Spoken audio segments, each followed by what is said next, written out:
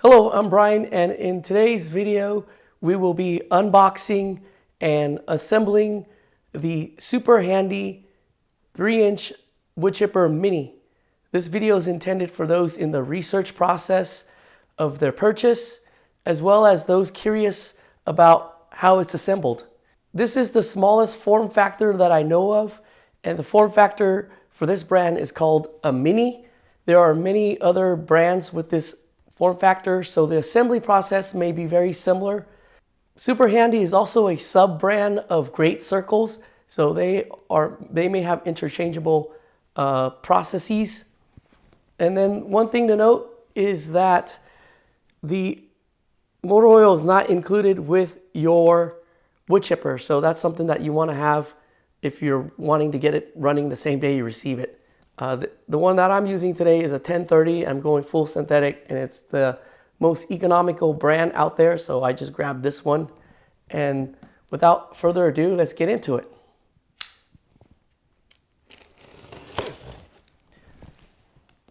If I didn't already mention, this is a very heavy box.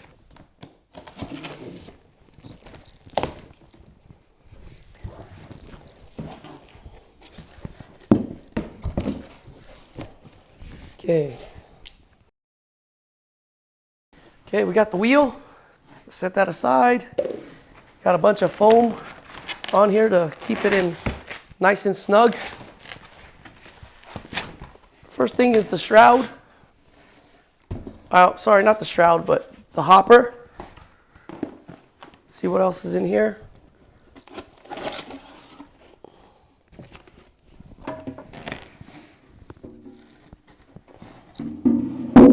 It's pretty hefty, so pretty good gauge metal, won't tear apart. This is going to be probably where you can guide where the wood chips chip out. We got the instruction manual and some nuts and bolts. Okay, this is going to be the stand. We got another wheel, and the beast, the heart of the machine, is right here. It's probably going to be pretty heavy, so let's see if we can get this out. This looks to be where the wheels go. So these things right here.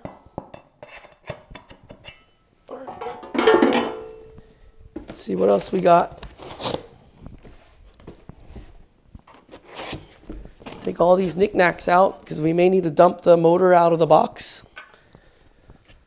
Don't know what that is yet. Can't see anything else that's moving. Okay. All right, here we go. This is pretty heavy.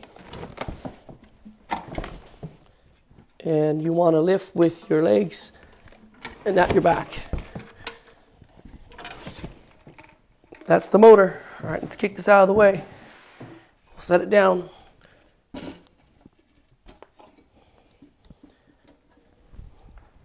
Let's get the instructions opened up and let's go from here. We got everything out of the box and cleared out our work area. The next thing was to sort out the nuts and bolts and whatnot. There are some washers and split pins in there. And then this is the documentation. The first thing is the contact card in case you run into issues. This is the super handy Great Circle pamphlet with some of their other products that they offer. And then you have the instruction manual. This is the assembly manual. Then you have the owner's operator manual. And then the last is the warranty card. It explains the warranty policy. And the first thing that we're going to do is we're going to review the assembly manual, and we're just going to go through it, read it all. I know there's a lot of excitement just to jump in and just find the first step and then just go in and start putting it together, but if you review everything, it kind of gives you a good idea of what you need to do steps down the line and can help you out and speed up your process rather than just jumping in and then wondering what's going on. As far as the tools that we needed, this is a hex bolt. It's M8 by 60, and the socket size is going to be 12 millimeters. The nut, the corresponding nut, is going to be 13 millimeters. So I got, where's my socket? I got a 12 millimeter socket on the end of this extension bar, and you'll see later on how helpful an extension bar can be. We got our ratchet, and then this is the wrench for the 13 millimeter bolt. Then you got the 10 millimeter wrench, and then this is also a 10 millimeter socket, and that's for the M8 by 20 bolt. It has 10 millimeter nut and the bolt head. So those are the tools that we need that I can figure out so far. Then you got some washers, some large washers, some smaller washers, and a couple of split pins and this knob. So for the first thing we're going to do is we're going to assemble the engine support to the engine. And a couple of things to note. You'll notice that if there are multiple bolts that we need to assemble, I'm going to assemble it by crossing. So I'm going to do one side and then go cross the other side and go about that way. And then when we put on the nut to the bolt, we're going to first do a quick reverse thread, and you'll see that prevents cross threading. So if you do a little bit of a reverse thread and cross thread, reverse thread and then thread your nut on, it will prevent some of that cross threading problems. And then the last thing you'll notice is that we're not going to fully tighten all the nuts and bolts.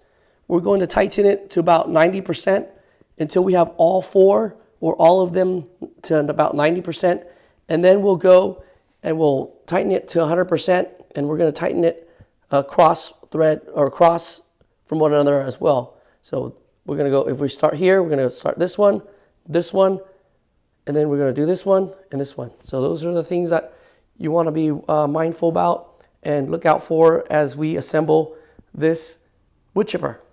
So let's get to the first step. I've got the engine inverted, so if you look at your motor, the gas cap is right here. There's not any fluids in here, so we don't have to worry about it leaking all over the floor or onto a surface and contaminating your surface with fluids. So we're going to put on the engine support, and it is going to go this way.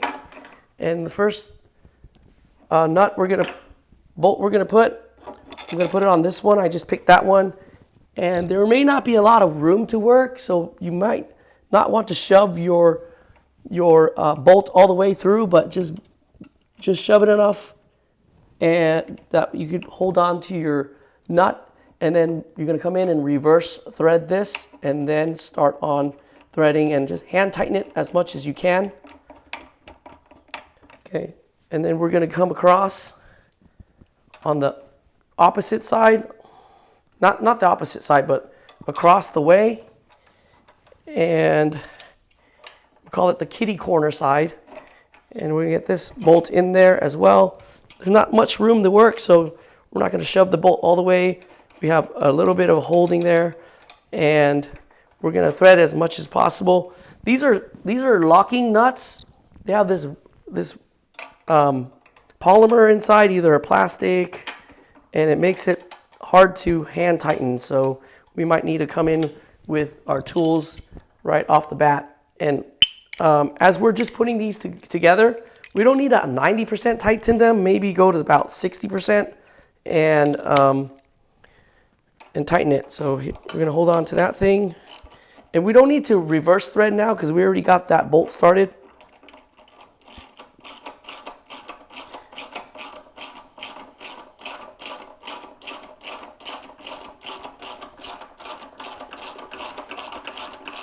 Okay, that's good enough. We're about 60%, and then we're going to come in with other threads, other nuts, and thread them through, hand tighten them, and then do this one last. The reason you don't want to tighten it all the way is because if you tighten it down and you're offset by a little bit, then when you try to get this last one in, it's not going to go in because it's offset, and that's why you want to always make sure that you don't tighten it all the way. So I can't see from this side. I'm going to switch over and get it from this side. So I'm right now reverse threading, and then now I'm going to tighten it.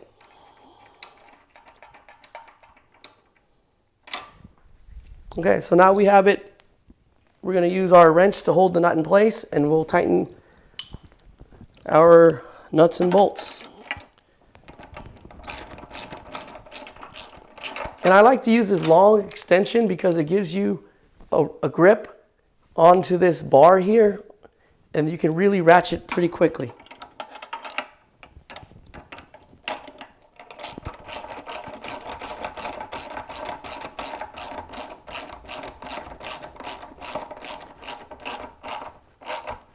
All right, so I'm just gonna finish tightening these to about 90%, and then we'll just tighten it all the way later on.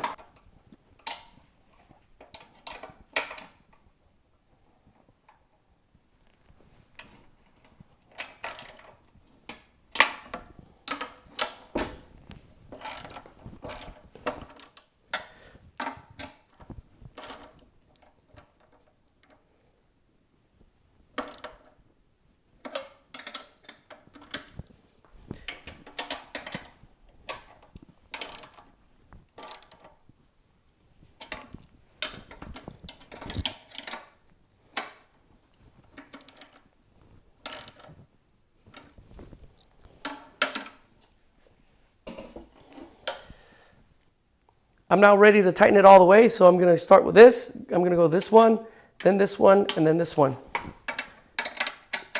Doesn't have to be in any particular order, just try to go across from one another.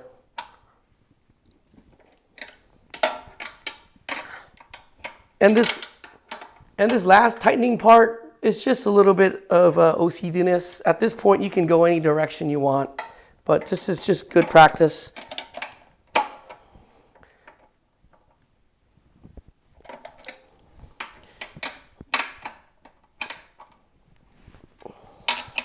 You could also turn the wrench instead of the ratchet, or you can do both, but do them in opposite directions.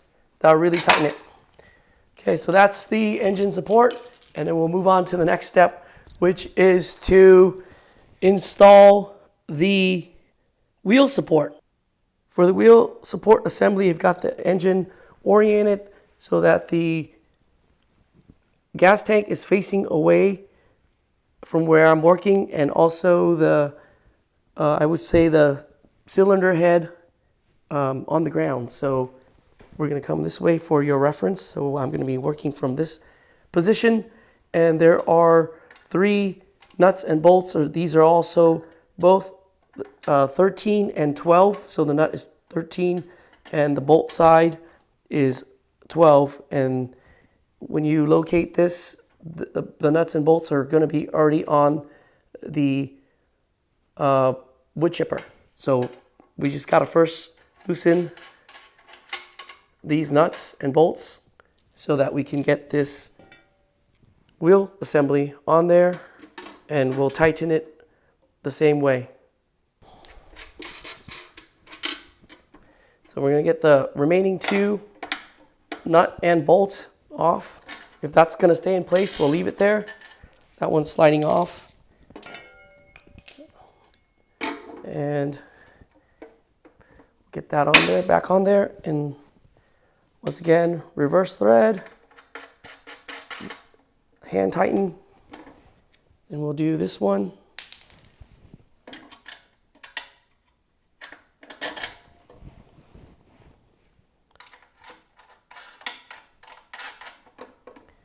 And the last.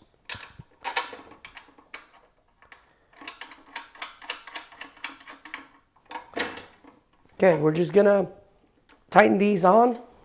And then the next step is to get the wheels on. So we got the wheel here. There's gonna be a depression on the wheel on one side and then a protrusion on the other. The protrusion side goes in. I've got this oriented in a different way so you can see it. The washer goes in, and then we're going to put in the split pin, and we're going to need a tool to bend that down.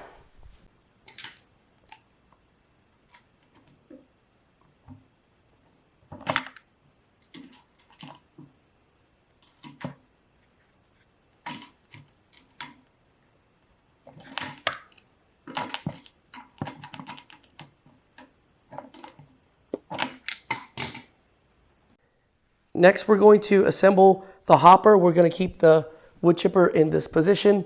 There's going to be a loose nut and bolt. This is one that we're going to take off. And then we're going to need 3 nuts for these 3 bolts that are there. The hopper goes right on top, and we'll tighten it accordingly.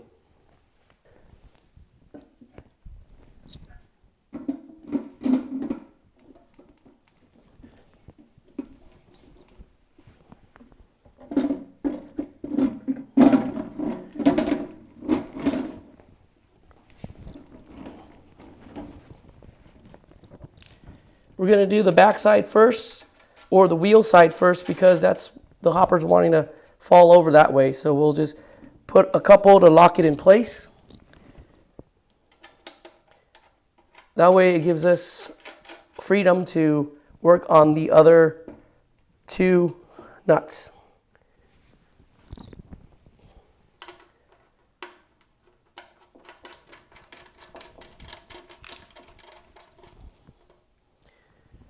And once again, it's going to be 13 and 12.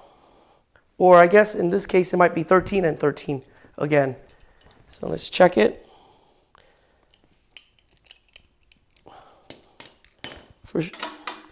Yeah, it's going to be 13 and 13.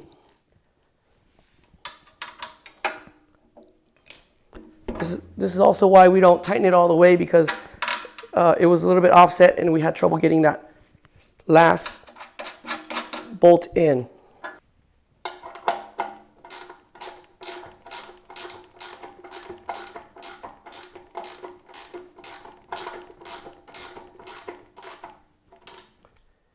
For the discharge chute, which is this piece here, there is going to be 2 bolts that we thread through, and then there is going to be 1 bolt that we don't thread through, but we just slide the chute into place.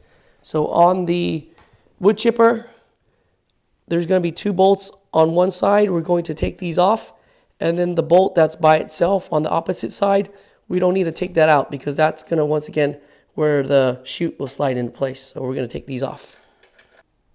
We're going to slide the chute into place. Washers are always going to be on the outside of the chute. So this goes into there on this side. Washer on the outside.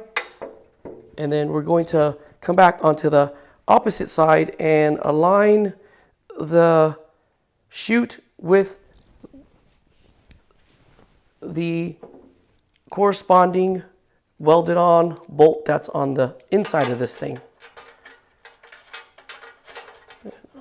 Okay, and then once again, we're not going to tighten it all the way, because we want to be able to then move this about so we can get our nut or bolt into place. We're going to cross thread until we feel comfortable with it being in there. And then now we're going to, reverse thread. Now we're going to thread it. And we're going to now hand tighten all these nuts and bolts.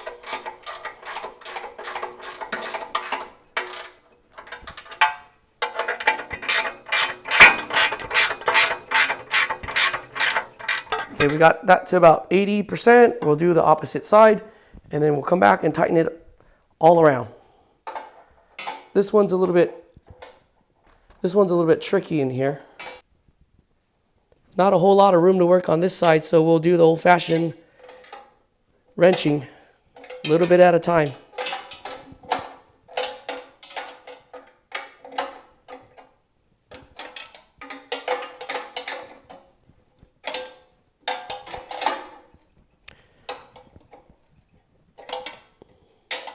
And then we're just going to go 100% on this.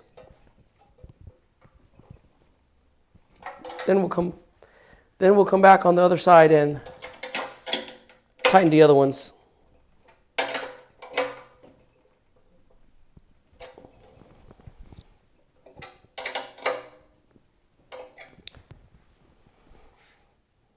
And the final thing to assemble is the discharge chute guide.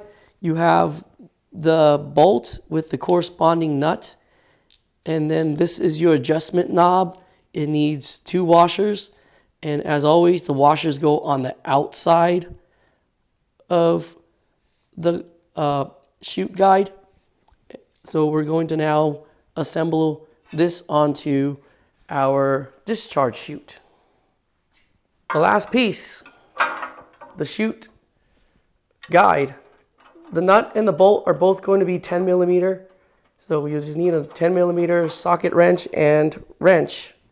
Let's get on the adjustment knob so we can have this knob hold this in place while we tighten the rest. So first we're going to thread on the washer that's, I don't know the name of this washer, but it's not the flat one. So we're going to put on that one, and then we're going to then put on the flat washer, because the flat washer is going to contact this, and we want a flat surface. So let's put this on, and let's just tighten this and have this in place, so maybe we can better work on our thing. Let's see if this is going to be okay. Yeah, we got clearance. So let's start tightening these bolts, and then we're going to be all set. So we don't need to tighten this 100% of the way, because we need this thing to be able to actuate. If you tighten it 100%, it's going to lock it in position. Okay, that should do it. Let's test it. It should move around if you got it right. All right, there we go. And we're done. Here it is, our super handy 3-inch wood chipper in the mini form factor, fully assembled. And I can't wait to take it outside, because we have a large pile of wood that we're needing to chip.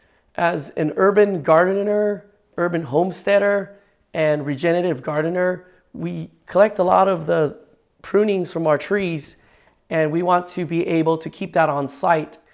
And having a wood chipper to do that with is going to be super handy. We've been using an electric wood chipper in the past, and that can take all day to do, because the wood chipper, the electric version, is very limited in what it can do. So with this 3-inch wood chipper, I'm thinking that we can get our tasks that would have taken 3-4 hours to do.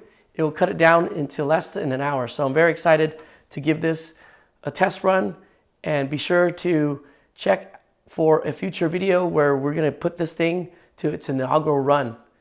Thanks for watching, and I hope this video has been helpful in your purchase research, and also your curiosity about how difficult it would be to assemble something like this. And I would say it's pretty easy. I think the only thing that might be difficult is the weight of the motor. So moving it around, if you might need a hand with it. But other than that, the assembly is pretty straightforward, as you saw from this video.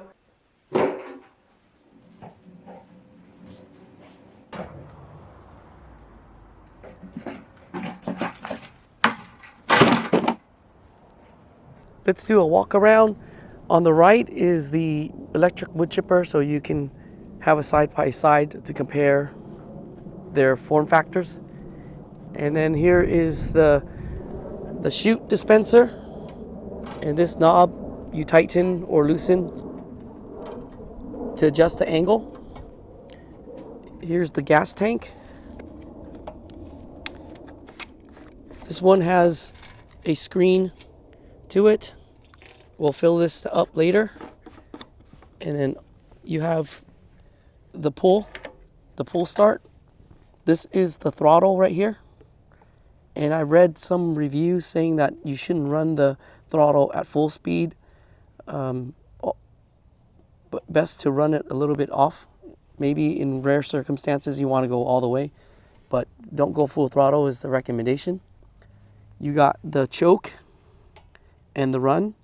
This is the gas shutoff, and then you have the electrical shutoff right here as well. So this is for shutting it off electrically. Then you have the oil filling area. It's got a pretty steep angle, so definitely we'll need a funnel to fill. And then the drain plug is right underneath, dead center. There's also another, what looks like a fill plug here. This is even more awkward to get to, but it's here. I'm guessing that this is probably one of those manufacturing designs that they can take the same motor and put it on different form factors, and rather than have multiple designs and manufacturing of them. So that's what it looks like with regards to the motor. And then here is the hopper. It's got the rubber to prevent stuff from firing back at you. And then that is the opening. And it looks to be about 3 inches. All right, let's fill it up with oil and some gasoline. And I got our oil right here. I got the synthetic 1030, and this was the cheapest oil I can find. I'm not putting it into my car, so this is probably better than good. And then for gasoline, here's a tip. I always like to use a stabilizer called Stable for gasoline. Mix it in there.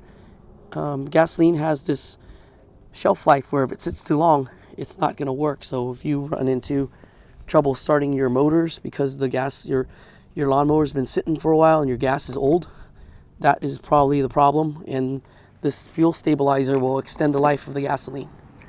And then the other thing I like to add into the gasoline is Marvel Mystery Oil. This is something I also put into my carbureted Honda Ruckus 49cc scooter.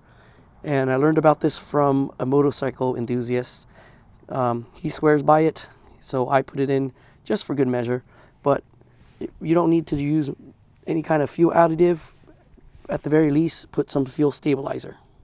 All right, let's go and fill our wood chipper with some fluids. Let's start with the most challenging part of this, which is the motor oil. The manual doesn't say how much it takes, so we're just gonna have to kind of guess. Okay, that's not a workable angle, so we'll have to tilt this a little bit.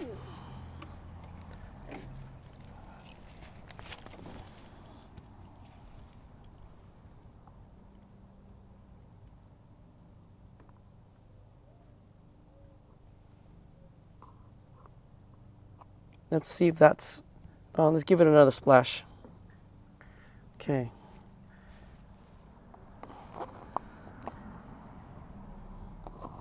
I think it needs a little bit more.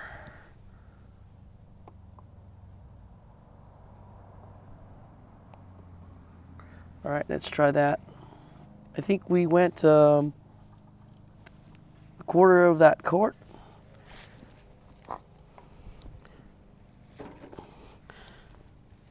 Let's put that plug in there. And we've got plenty of oil. Let's double check. Yep, we got plenty of oil.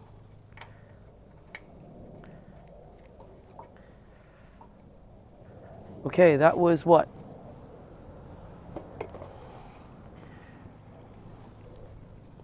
That was about 1/4 of a quart. That was more than plenty. Let's go ahead and fill it up with some gasoline next.